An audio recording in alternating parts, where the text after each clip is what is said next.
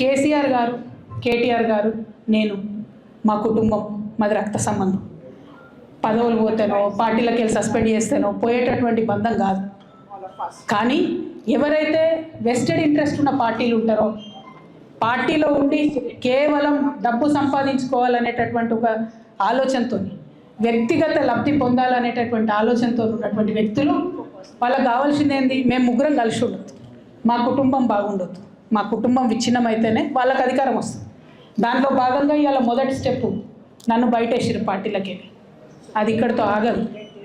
నేను గౌరవనీయులు పెద్దలు దైవ సమానులు కేసీఆర్ గారిని విజ్ఞప్తి చేస్తా ఉన్నా, మీకు ఒక సూచన చేస్తా ఉన్నా. దయచేసి మీ చుట్టూ ఏం జరుగుతున్నదో ఒకసారి చూసుకోండి.